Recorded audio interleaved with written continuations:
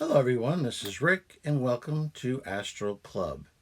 This is Q&A, questions and answers number 16. Before we get started, a couple quick announcements. We have some new patrons. Atari Zodiac is an Astral Scout and Austin Stoll is an Astral Master. And they'll get advanced videos, rather than having to wait for Saturday. They'll get them on Monday.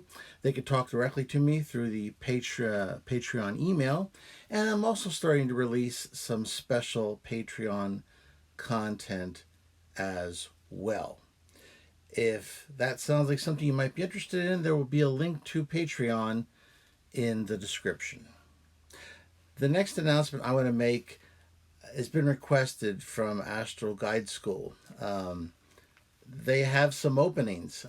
I know this sounds weird, but they asked me to announce to the people here who are my Astral Club members that if anyone is interested in eventually getting involved in that type of spiritual guide work, you have to go through a testing process first. And I think I mentioned in some past videos that I went through this process over a period of years.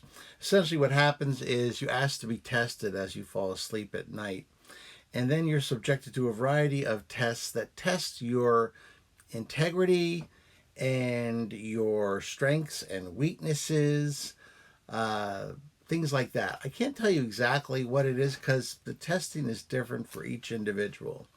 It took me a while because I failed a bunch of times. Maybe you're a better student than I am. But if that's something that you're interested in, all you have to do as you fall asleep at night is just send out this request that you wish to be tested for possible inclusion in an astral guide school work in the future. And if you have any experiences in the process, I'd be glad if you could share them in the comments section in some future videos. Okay, so that's done. Okay, questions and answers. There's a lot of good ones, I think, from some of our prior videos that I'd like to go over. Now, the first question, I don't have a name associated with it because I'm asked it on a regular basis. It's one of those probably, what are your top 20 astral projection questions, Rick? This would definitely be on the list. And the question is, why do the vast majority of people who are born here on Earth have no conscious memory of their past lives? Now, I say the vast majority because there have been some instances where people have reported bringing some past life memories with them. There's the famous Bridie Murphy case, which I'm not going to get into. This was a woman who thought she remembered a lifetime from New Jersey. Well, she was from America, but it was in Ireland. And then there was this other interesting case that I discovered going back to 2004. It was a 4-year-old named James Leninger, and he had a distinct memory of his plane being hit by Japanese artillery during World War II, and that his plane crashed in the ocean and he couldn't get out, and he ended up, of course, drowning in his plane. Now, this 4-year-old had some detailed memories. He knew what different parts of this aircraft that he flew were called, and he had these nightmares, night terrors of this death that I guess he experienced in that last lifetime. So there's another example. There's plenty of other examples out there. I don't have any personal past life memories that I have. Maybe because I haven't gone looking for them. I do have those 4 pre-life memories that have been discussed though in prior videos. But that's pre-life, as in between my last one and this one. So that's a little different animal. At any rate, though, why do most people, or why are most people born without those memories? Because intuitively you might think, well, my goodness, wouldn't it be great to have those? Because then you'd have all that wisdom and all that experience from those past lifetimes. And that's true, but I think we're only looking at one side of the coin. Let's look at the other side too. Like, for instance, with this James Leninger. Here you have this 4-year-old who had the memory of his last death. And this tore his little 4-year-old apart, having these awful, awful night terrors. That's the other part. Now, yes, it would be great to have this wisdom, but also imagine having to bear the weight of 1,000 awful mistakes from your past lifetimes. Yes, there would be 1,000 victories, but there would also be 1,000 crushing defeats. You would find 100 loves, and then you would have memories of losing them. You would make 1,000 friends, but with those would also come 1,000 enemies. All of this information would be rattling around your little 4-year-old head. And I have a hard time believing that this would be a blessing and not a curse.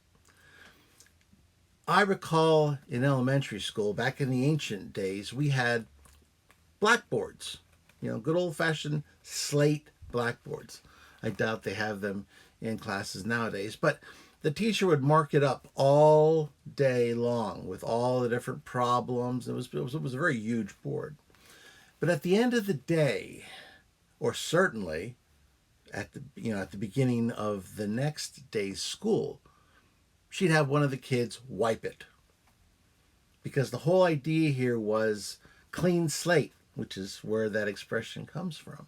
That we could start all over again fresh. So that's my thoughts. Those are my thoughts on this particular topic. And then, of course, there's a wide variety of other folks who might have other opinions, but that's my two bits. Oh, one thing I do want to comment on is what I call the white light conspiracy. There's a belief system out there that is partially right, because all good conspiracies have a little bit of truth in them somewhere. And the conspiracy goes that as soon as you die, you're forced to go through this white light and your mind is wiped. And then for the service of the greater lords or whoever you think this is controlling you, that you are instantly put in another body.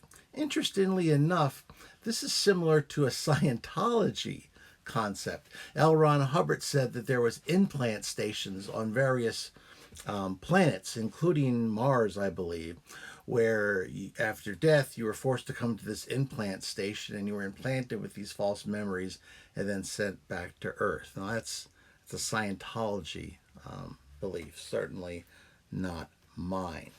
Now, I've been called, quote unquote, an agent from time to time by people who, when I dispute this white light conspiracy idea, they never quite made clear what an agent is. And if I'm an agent of some big conspiracy, then I have been missing a lot of paychecks because it seems to me I should be getting paid the big bucks. And so far, I haven't gotten a red cent. So I just wanted to throw that out there. There's also a movie that's called The Eternal Sunshine of the Spotless Mind. It goes back to, I think, also around 2004 or so. If you haven't seen the movie, you should. It's interesting. The whole plot is there's this company called Lacuna, and what they can do is they can remove harmful memories from your mind. And so there's this whole plot about and discussion of, why do we want memories? Do we want to get rid of them? Should we keep them? It's a very interesting movie that addresses that whole idea. But I don't know about you. I got enough memories rattling around in my brain right now from this lifetime. I have enough successes and enough regrets for this lifetime. Now, as far as the white light conspiracy, I said there was a grain of truth to it. People often see a white light after they pass because white light forms it's kind of a barrier layer between the physical and the astral. So you can see that when you go through to the next level, to the astral level. It doesn't automatically, though, wipe anything. It's just a passageway through which you pass. But I think I did that one to death. Anyway, the next question comes from Astral Visit to a Primitive Alien Planet. And if you recall, that was the one where I was looking to get my angel back, and then I was sent on a mission to try to start life on a primitive planet. Anyway, Chris A. wanted to know if there was a written curriculum or outline of objectives for Astral Guide School. If there is, I haven't seen it. It seems like it's all very experiential. There may be some syllabus somewhere that exists, but I have not seen it. They're seeming to want you to go through a variety of experiences, perhaps as tests, but also as a way to learn and to stretch yourself. Because eventually, your goal is to help the soul progression of others. That is the central reason for the whole Astral Guide project or Astral Guide School. Okay, what's the next one here?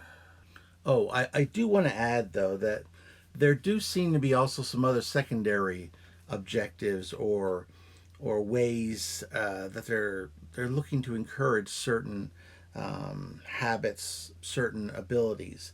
For instance, they like you to be able to think on your feet. They like adaptability. They need you to be unselfish. You have to be willing to sacrifice for others. You have to be resilient. That's a big one there. You have to be able to go through a lot, like going to the subastral hell or being abused by the master and come back for more, because there's a lot involved in being a guide. So resilience is important. You also have to be able to control your emotions. You're dealing with a wide variety of personalities, and so you have to be able to control your emotions, because that's part of learning to progress and to be of service to others. Now, everybody seemed to like that episode. Everyone was happy I got my angel back. So was I. Mello asked, you told us the newer guide's name. If you recall, it was Caduceus, or I called him Cad for short. But you never shared your angel's name. And that's true, I haven't. I was asked a long time ago when he first came to guide me not to share his name. Names have power. If you have the name of a particular entity, you might be able to attract its attention. So if you want to call on a cat,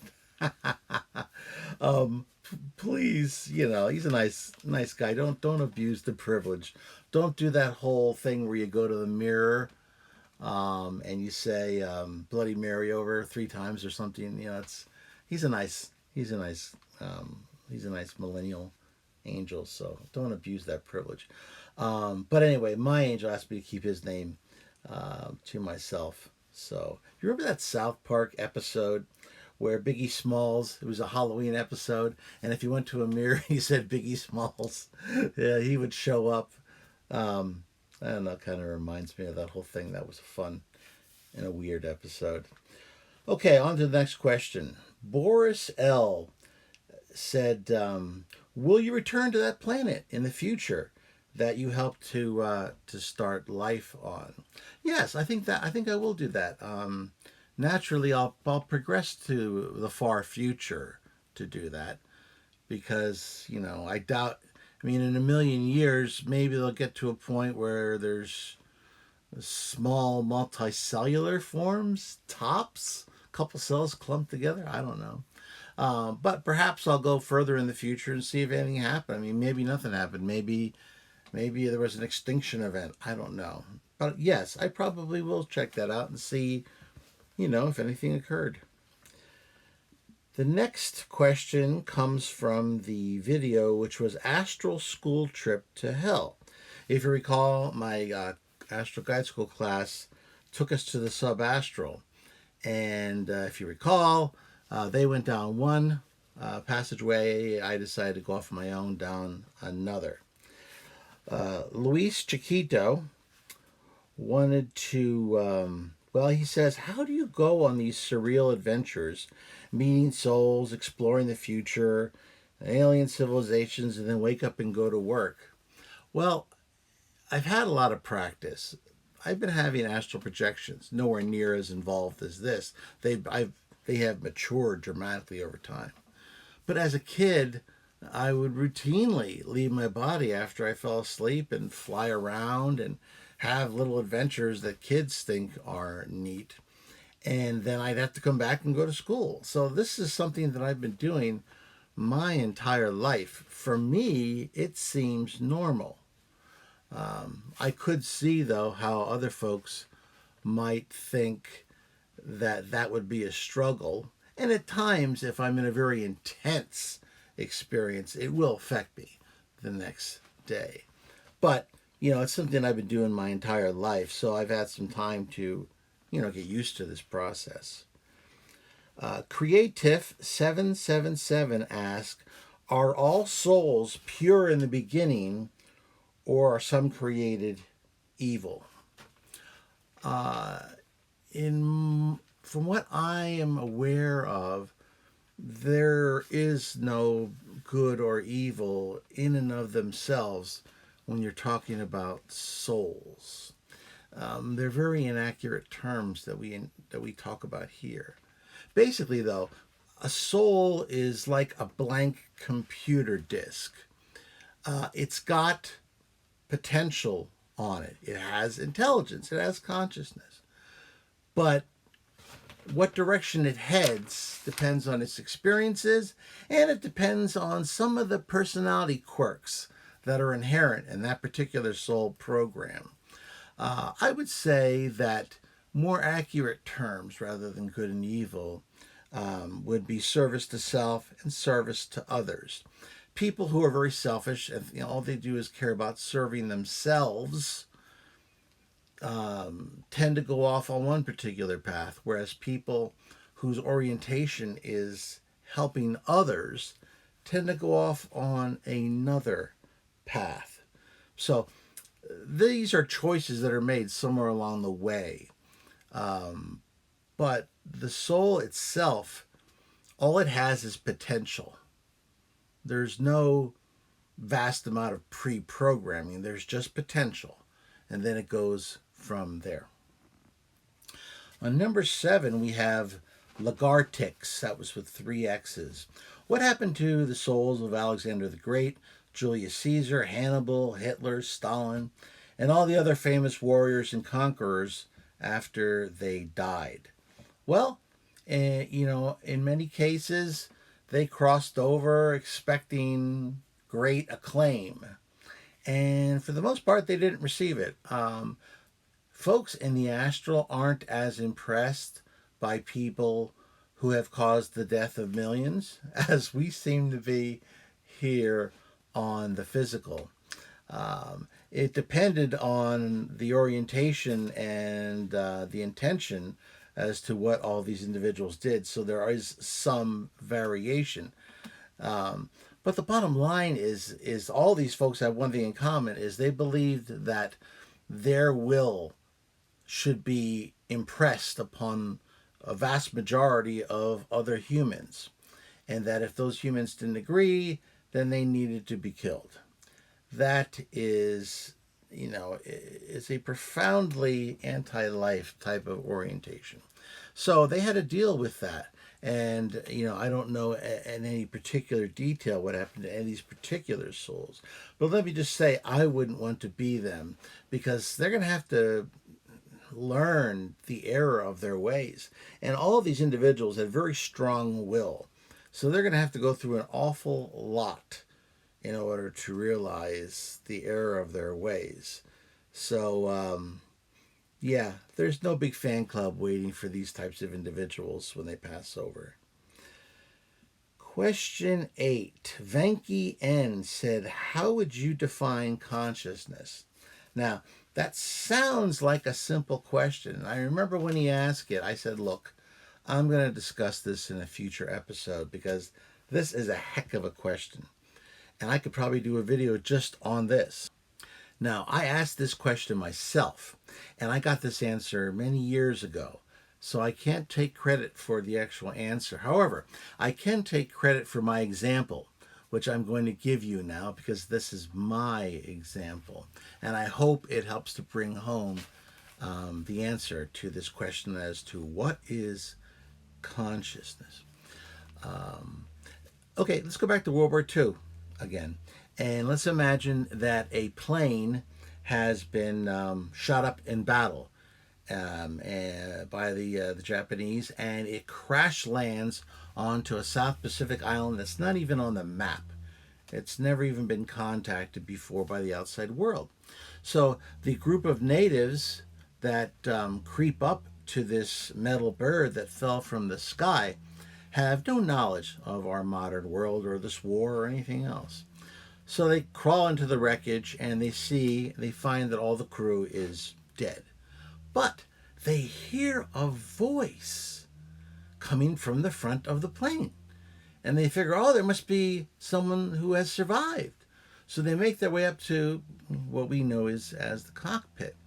And they find a voice coming from the instrument panel saying, Flight 409, report your status. Flight 409, report your position, over and over again. And naturally, they don't understand the English words, but they start hacking at the instrument panel with their spears because they're trying to save the person they think is inside there. Now, you and I both know that there's no person inside there. That's just a radio. It seems like it has consciousness. It seems like there's a person there. But all it is a conduit through which communication goes through two ways. You can send a message out, you can get a message back. But that's all that radio is. So, out of respect, they bury the men and then they bury that instrument panel because they figure whoever was inside it deserves a burial too. Okay, now let's take that example and let's take a look at humans. Now, scientists have poked around quite a bit inside of our bodies, and I have nothing bad to say about scientists. They have helped us out tremendously in our physical world. However, whenever they dip their toes into the metaphysical world, they get it wrong dramatically because they are proceeding from false assumptions. Back in the Renaissance period, people thought that the consciousness resided in the stomach because the stomach was always talking to them.